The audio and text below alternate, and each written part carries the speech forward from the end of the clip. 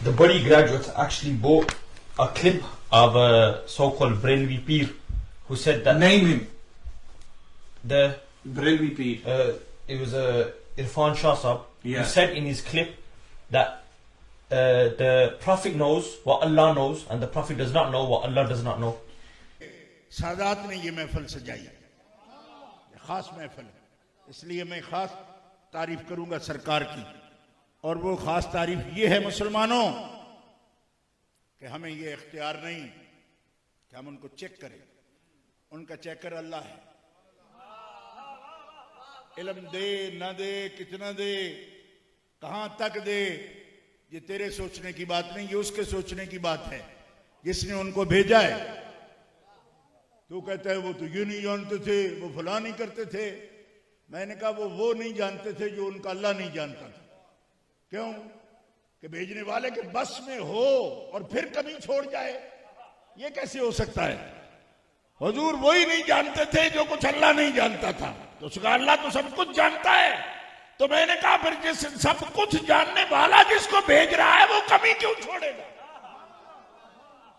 کہو سبحان اللہ یہ بنتی نہیں بات ذرا بلا واسطہ یا بل واسطہ ان کے جو پڑے ہوئے لوگ ہیں ان کے جاری ہیں تو میں تو ان کا بس کیا آپ کے سامنے ذکر کروں اب میں صرف ایک مسئلہ عرض کروں گا ایک بچہ ہے ہمارا میں اس سے بڑی محبت کرتا ہوں اس لیے ایک فکری ساتھی ہے اپنا ان کی طرف سے ایک سوال آیا تھا عزیز القدر اذکر کے پاس سے میں نے کوئی تقریر کیا ہے کہ اس میں نے یہ لفظ بولا کہ نبی کریم صلی اللہ تعالی علیہ وسلم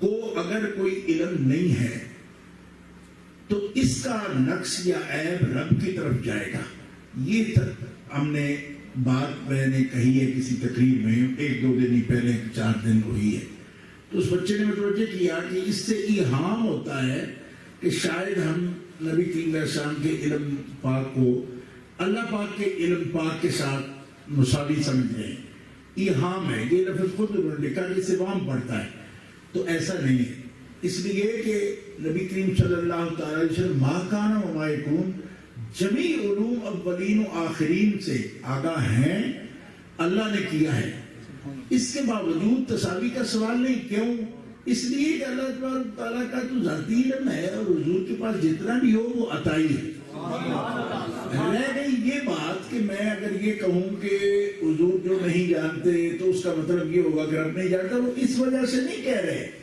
کہ اس میں کوئی تساوی کی طرف ذہن جائے اس لیے کہہ رہے ہیں کہ نبی کریم علیہ السلام تو یہ جو تقریر تھی نا میری یہ پورا 1.5 گھنٹہ پہلے کی تقریر سے ملا کر اگر دیکھیں تو سمجھ ساری آئے گی اس میں لیکن ایک ٹکڑے کو الگ کر کے دیکھیں تو پھر آپ کو ایہام بھی ہو سکتا ہے یہ اس طرح کی چیز ہے جیسے اللہ تعالیٰ فرماتا ہے نا الیس اللہ بکاف عبدا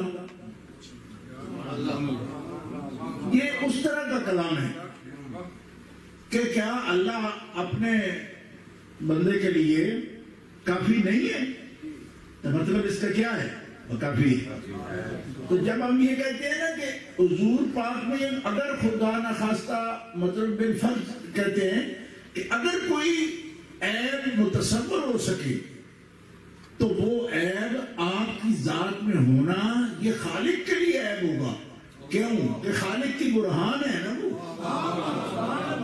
تو جس نے ان کو شاہکار بنایا اس کی قدرت میں لوگوں کو اس کلام ہو جائے گا کہ مالکہ جس کو تم نے شاہکار بنایا اس میں بھی یہ بات رہے گی تو یہ ہم تصاوی کے لیے نہیں سوچتے بھی نہیں وہ تو ہم امام محمد رضا کے اسٹوڈنٹ ہیں ان باریکیوں کو جانتے ہیں اور یہ کہنے کا مطلب یہ ہوتا ہے کہ نبی کریم علیہ السلام میں عیب نہیں ہو سکتا عیب نہیں نقص نہیں اور جو علم ہے یاد رکھو وہ لوازم رسالت میں سے ہے کہ یہ بڑی خاص بات عرض کر رہا ہوں چونکہ وہ نوجوان عزیز ہے میرا اس کے والد بھی میرے بڑے چاہنے والے ہیں میں وہ بیٹھا ہوا بھی ہے مجلس میں تو میں اس کو یہ بتاتا ہوں کہ ایسا ایہام نہ کرنا چاہیے معصومیت جیسے عصمت کہہ سکتے ہو جس کو اور نبوت رسالت نبوت عصمت اور علم یہ نبوت کے لوازم میں سے ہے. ٹھیک ہے؟ نبی ہو ہی نہیں سکتا جس کے پاس علم نہ ہو. وہ نبی نہیں ہو سکتا جس کے پاس علم نہ ہو. ٹھیک ہے؟ وہ نبی نہیں ہو سکتا جو معصوم نہ ہو. بات سمجھ آ رہی ہے؟ میں نے تو ان لوگوں کو بھی یہ کہا تھا کہ جنہوں نے یہ کہا تھا کہ 40 سال سے پہلے اردو نبی نہیں تھے. یہ بعض لوگوں نے ایسوں نے بھی کہا کہ اہل سنت میں تھے. میں نے ان کو یہی جواب دیا تھا. میں نے کہا خدا کے بندو، اگر نبی نہیں تھے تو پھر تمہیں کہنا پڑے گا کہ معصوم بھی نہیں تھے. کیوں؟ اس لیے کہ معصوم ہونا شرعاً ایک ہوتا ہے معصوم فطری، اس کی بات نہیں کر رہا. معصوم الدم کی بھی بات نہیں کر رہا. وہ تو آپ سب معصوم الدم ہو، یعنی آپ کا خون محفوظ ہے شریعت میں، کوئی آپ کا خون نہیں بہا سکتا. آپ مباح الدم نہیں ہو، معصوم الدم ہو، آپ کے خون حفاظت میں ہے. معصوم کے کئی معنی ہوتے ہیں نا، لیکن جب ہم نبی کو معصوم کہتے ہیں تو اس کا مطلب ہوتا ہے معصوم شرعی، منزہون عن الکبائر والصغائر، ہر عیب سے پاک. نبی کا دوسرا لازمہ ہے کہ ہر نبی اکمل ہوتا ہے. یہ میں جو لفظ بول رہا ہوں اکمل کا، یہ امام عبد الوہاب شعرانی رحمۃ اللہ تعالی علیہ کی یہ خاص اصطلاح ہے. اور آپ کی کتاب الیواقیت والجواہر اٹھا کے دیکھیں، اس میں وہ پوری عبارت نقل کرتے ہیں کہ الجزء الحادی والثلاثون فی بیان عصمت الانبیاء علیہ الصلاۃ والسلام من کل حرکت او سکون او قول او فعل ینقص مقامهم الاکمل. کہ اللہ یہ 31ویں جو ہے باب میں بیان کر رہا ہوں، اس میں بیان ہے انبیاء کے معصوم ہونے کا. مطلب اس کا یہ ہے کہ نبی ہر اس حرکت سے، ہر اس سکون سے، ہر بات سے، ہر عمل سے معصوم ہے جو اس کی اکملیت پر داغ ڈالتا ہو. کہ امام عبد الوہاب شعرانی مقام نبوت پر بات کر رہے ہیں. آپ فرماتے ہیں جو اس کی اکملیت کی شان میں نقص ڈالے یا عیب ڈالے، نبی اس سے معصوم ہوتا ہے. ایک ایک حرکت، ایک ایک سکون، ایک ایک قول، ایک ایک فعل میں نبی معصوم ہے. ایک ثانیہ آنیہ بھی ایسا نہیں ہو سکتا جو اکملیت سے گری ہوئی کوئی چیز نبی سے ثابت ہو جائے. تو جو لوگ نبی کے لیے علم میں رکھنا ثابت کرتے ہیں، تفاوت ثابت کرتے ہیں یا کمزوری ثابت کرتے ہیں، وہ تو نبوت کے لوازم کے منکر ہیں. لوازم نبوت کے منکر ہیں. علم لازمہ نبوت ہے. اب بات سمجھ آ رہی ہے آپ کو؟ معصومیت لازمہ نبوت ہے. جی، تو لازم نہیں ہوگا تو ملزوم بھی نہیں ہوگا. جو معصومیت کا انکار من کل الوجوہ کر دیتا ہے وہ تو نبوت کا انکار کرتا ہے. اسی طرح جو من کل الوجوہ علم کا انکار کرے گا وہ بھی نبوت کا انکار کرتا ہے. کیوں کہ لازم ہے تب وجود جس کے ساتھ وہ لازم ہے، اس کا وجود پایا ہی تب جائے گا جب لازم بھی موجود ہو. تو یہ لوازم میں سے ہے. اس لیے یہ بات غور کرو کہ ہم اپنے نبی پاک کو نقص سے مراد کہہ رہے ہیں، تساوی کی طرف نہیں کہہ رہے. ہم یہ کہتے ہیں کہ نفی علم آپ سے کرنا یہ آپ کی نبوت کا انکار ہے. اور اللہ ان کو بے علم کیسے چھوڑے گا؟ تب چھوڑے نا کہ جب جو ضرورت ہے ان کی، اور ضرورت کیا ہے؟ مثلا حرکت قول فعل جو کہا ہے، اس سے آپ ایک بات سمجھو. بعض لوگوں سمجھ نہیں آتی، وہ سمجھتے ہیں کہ اللہ تعالیٰ جتنا علم رکھتا ہے اتنا علم آپ کو دیتا ہے، دیا ہے. یہ مطلب ہی نہیں. مطلب یہ ہے کہ مخلوق کو جتنے علم کی ضرورت ہے، مثلا آپ کے وقت سے لے کر قیامت تک جس آدمی کو جو سوال آنا ہے، اگر وہ کو نہیں آتا اس کا جواب، تو یہ نبوت میں نقص ہے۔ اب آپ کو سمجھ آئی؟ اس میں یہ سوال نہیں ہے کہ اللہ رب العزت جل وعلا کے برابر جاننا، برابر تو ہو ہی نہیں سکتے، جمیع علوم بھی ملے تب بھی برابر نہیں ہو سکتے۔ کیوں؟ اس لیے کہ خدا کا ذاتی ہے، ان کو وہ عطا فرمائے گا۔ بات سمجھ آ رہی ہے؟ بات یہ ہے کہ دنیا کے اندر کوئی بھی مسئلہ امت کو پیش آتا ہے، امت سوال کرتی ہے، نبی اللہ کہتے ہیں میں جانتا نہیں، تو سوال کرنے والے کا کیا حال ہوگا؟ وہ کیسے ایمان رکھے گا اس نبی پر کہ ان کو اللہ تعالیٰ خیر خبریں دیتا ہے؟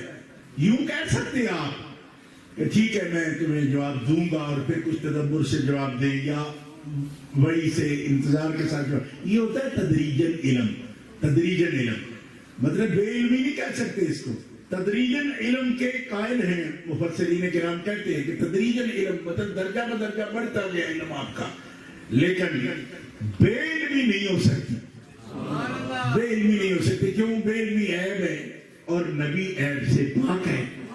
جو چیز بھی عیب لگائے ان کی کامل ہونے کو نہیں، کامل نہیں ہے، کامل تو ولی بھی ہوتے، مصطفیٰ اکمل ہے۔ یہ امام عبداللہ شرانی فرماتے ہیں، محدثین کیا فرماتے ہیں سن لو، محدثین یہ فرماتے ہیں کہ ان اللہ کمل انبیاء خلقا و خلقا و منزہہم عن المعائب والنقصان۔ آپ فرماتے ہیں اللہ تعالیٰ نے ہر نبی کو مکمل اکمل فرمایا، ہر نبی کو، کس کی نبی میں عیب اور نقص نہیں ہے، ٹھیک ہے؟ خلقاً و خلقاً، ان کی سیرت میں بھی اور ان کی تخلیق میں بھی، خلقتاً بھی اور خلقاً بھی، اخلاق میں بھی وہ اکمل ہیں اور خلقت میں بھی وہ اکمل ہیں۔ یہ ہے منزہہم، اس سے وہ پاک ہیں، کس سے؟ کہ کوئی عیب ان کو دیا جائے یا عیب کا ہدف ہو، عیب کا نشان ہو، والنقصان، اور کوئی کمی ہو ان کے اندر، اس سے اللہ نے ہر نبی کو پاک رکھا۔ اور یہاں آتے ہوئے صوفیاء نے پھر یہ کہا کہ شان کمال ہر نبی میں ہے، لیکن ان کے کمال کی جہاں انتہا ہوتی ہے، سید عالم کی اکملیت کی وہاں سے ابتدا ہوتی ہے۔ کیوں؟ کہ وہ سید الانبیاء ہے، سید العالمین ہے، افضل الخلق ہے، افضل الخلق ہے، سید الانبیاء ہے، نبی الانبیاء ہے، قائد المرسلین ہے، اکملیت کی انتہا اور معراج ہے جناب محمد رسول اللہ۔ اس لیے یہ وضاحت مجھے کرنا تھی، کیونکہ کوئی بھی عزیز ہمارا اگر کسی ایہام کا شکار ہوتا ہے تو ہم ٹھنڈے دل سے بالکل، کیونکہ یہ ہمارا فرض بنتا ہے، کوشش ہم کرتے ہیں کہ ایسا کسی کو وام بھی نہ پڑے، بات اسی ہو، لیکن ایسی بات جب چلتی ہے تو اس کے کئی طریقوں سے، کیونکہ میں تو 1.5 گھنٹہ تقریباً اس پر کلام کرتا رہا، اور یہاں سے ہی شروع کیا تھا کہ معلم جب بھی اپنی کلاس میں جاتا ہے تو اس کے پاس اس کے اسٹوڈنٹس کی باتوں کا، سوال کا، کوشچن کا آنسر ہوتا ہے، نہ ہو تو اس کی تعلیم دینے میں نقص ہوتا ہے۔ تو پھر نقص معلم کا ہوتا ہے یا معلم کی ڈیوٹی لگانے والے کا ہوتا ہے؟ اس نے پہلے چیک کیوں نہیں کیا کہ جس سبجیکٹ کے لیے بھیج رہا ہوں وہ سبجیکٹ آتا بھی ہے کہ نہیں آتا؟ تو جس کو ساری کائنات کو جس کی کلاس بنایا، اور اس کلاس میں اب کیا بتاؤں آپ کو، حضرت عمر جیسا فقیہ موجود ہے اور مولا علی شیر خدا جیسا ذکی و ذہین موجود ہے، بلکہ فقیہ النفس موجود ہے۔ ایسے اسٹوڈنٹوں کے سامنے کیا کوئی استاد ایسا بھی ہو سکتا ہے وہ بذات کا؟ اور حضور کی تو عادت کریمہ تھی، شمائل ترمذی اٹھا کے دیکھو کہ وہ کسی بات کو بھی ابہام میں یا ایہام میں یا کسی طرح چھوڑتے ہی نہیں تھے۔ ایک بات آپ فرماتے تو صحابہ اگر کہتے کہ یا رسول اللہ انظر وہی بات کہ آپ رائے نہ کہو انظر نہ کہو، تو انظر نہ کہتے تھے تو دوسری مرتبہ آپ کہتے تھے، دوسری مرتبہ نہیں سمجھے تیسری مرتبہ کہتے تھے، پھر انظر نہ کہتے چوتھی مرتبہ بھی کہتے، جب تک پوری کلاس پوری طرح شرع صدر کے ساتھ مطمئن نہیں ہوتی، نبی علیہ السلام بات کو دہراتے تھے.